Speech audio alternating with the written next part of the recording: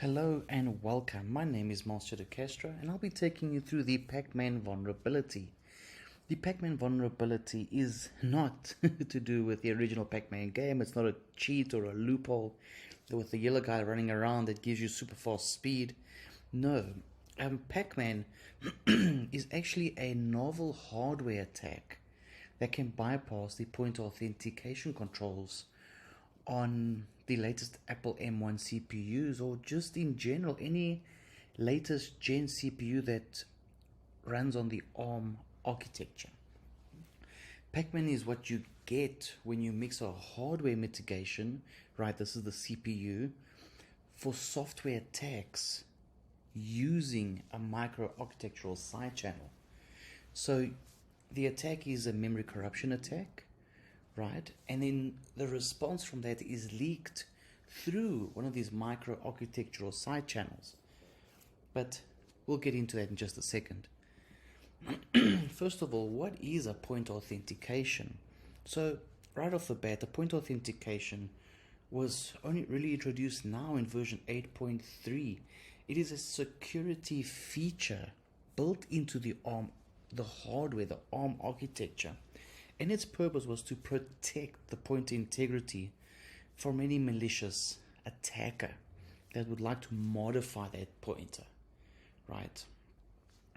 These pointers are hashed as an extra safety feature just so that one can ensure that they haven't been tampered with by a malicious actor.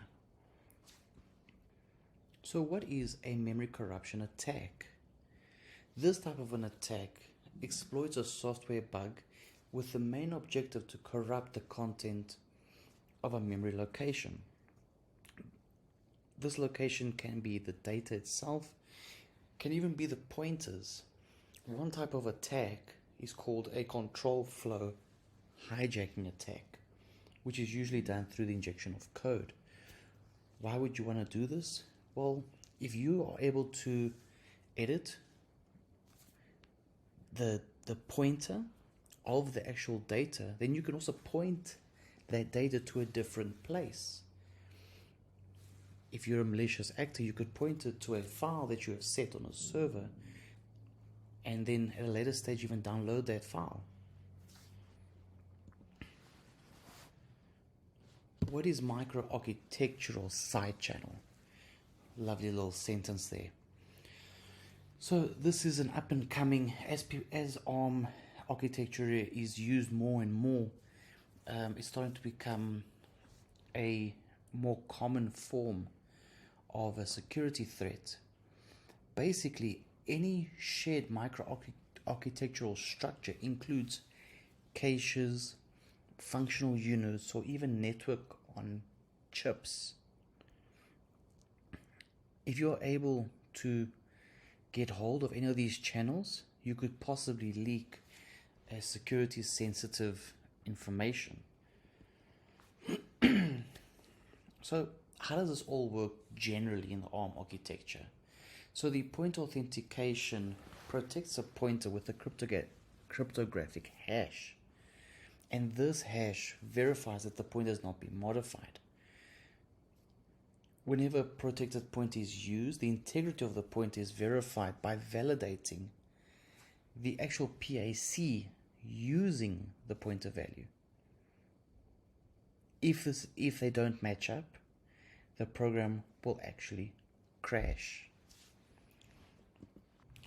So if a malicious actor wanted to try and modify a pointer, they can only really do it in two ways. They can either guess it or infer the matching PAC of the pointer after the modification.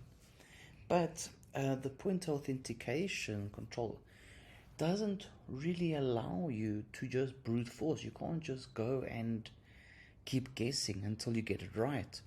The moment that an incorrect PAC is used, the victim's program will actually crash. And when you restart that program, the PACs are changed from the renewed security keys. And if you just keep crashing the system in hopes of trying to guess it, all this all those crashes can easily be captured by any anomaly detection tool. So now that we have a slightly better understanding as to the microarchitectural channels as well as PACs and memory corruption bugs, let's take a look at the actual Pacman attack. Pacman takes an existing software bug that can read or write into memory and turns it into a more serious exploitation, essentially a pointer authentication bypass. This bypass may lead to arbitrary code execution. But as we know before, to do this, we need to know what exactly is the PAC value. And we know we can't guess it, because if we guess it, the victim's program crashes, and if it crashes, it resets. So how do we go about this? Or how do we go about this?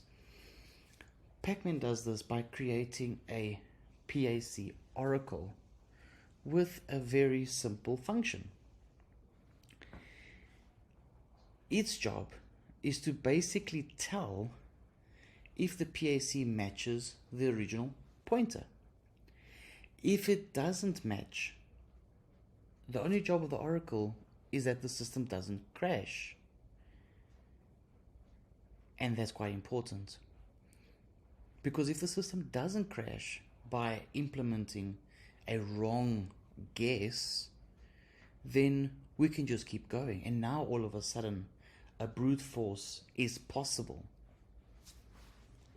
An example of a Pacman gadget is essentially this little piece of code over here.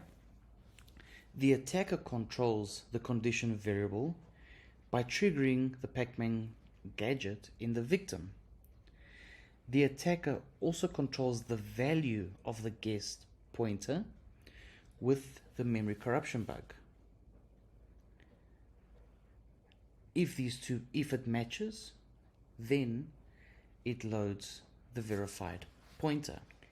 So here is a diagram basically depicting how this all comes to fruition. You take the PAC, the guessed PAC, right, and you write it into memory with the memory corruption bug. There on out, you run the Pacman gadget with the guess.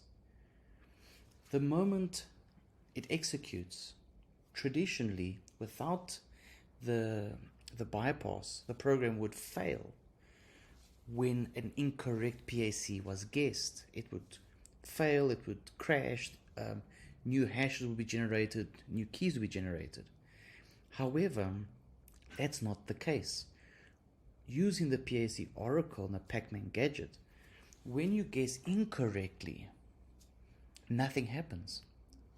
Neither does the computer crash, but neither do you get any response from the system at all. So you basically keep trying until you get the correct answer, and upon getting the correct answer, you get a load. So you basically just keep trying until you get a reaction from the system. And that is basically how the Pacman attack works in a nutshell. So now that we know that how the vulnerability works, what can we do about it? Well, there's good and bad news. The good news is that you could use invisible speculation mechanisms such as InvisiSpec or SafeSpec, and their purpose is essentially to hide the side effects of any speculative load instructions, right? On the other hand, and this is where the better news comes in, the Pacman attack can't really do anything without a memory corruption bug, right? So it needs something else in order to be considered a threat.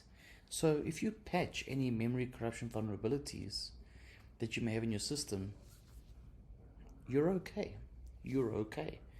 Remember, the vulnerability exists on a hardware level, so there's not much you can do about that, right? There's no foolproof solution that exists short of manufacturing a new ARM chipset.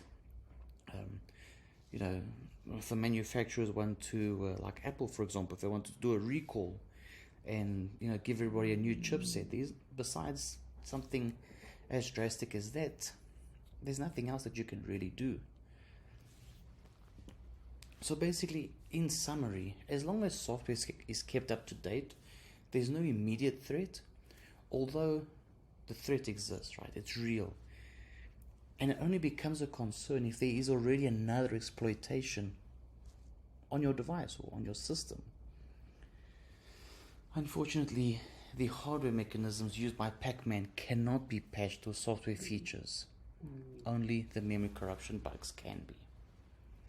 Thank you for tuning in. Thank you, sir. Hope this video was informative, and I'm looking forward to the feedback.